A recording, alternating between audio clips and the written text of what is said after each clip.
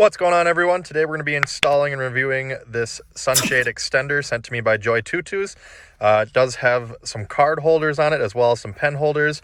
And as you see, you can pull out on this portion as well as both ends to extend the coverage of your sun visor. It just straps onto your existing sun visor here. As you can see, mine does have a little clip here, but that's not a whole lot. This has a lot more storage.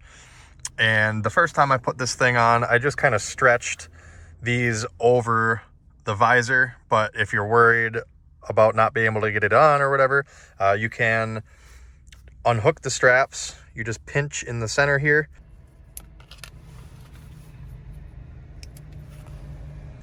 And they come undone.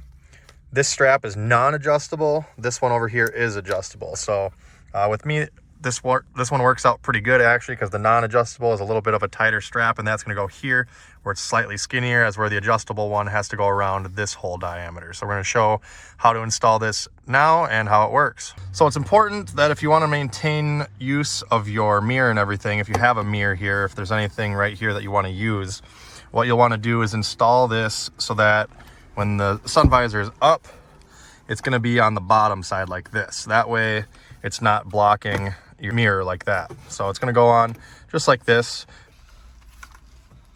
All right, so we're going to flip the visor in its normal position. Remember, if you don't want to block the mirror or anything, we got to come from the bottom side here. So we're going to go just like that. I'm going to make sure the strap is not twisted. Come over the top with it here and just clip it on. You'll hear it. And then we can do the same with this strap. Make sure it's not twisted.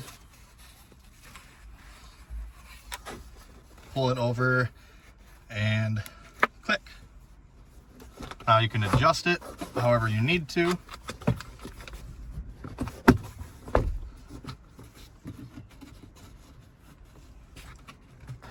I like to have mine over like this. That way I can still get to my HomeLink garage door buttons. It doesn't get in the way of any of that. That's nice.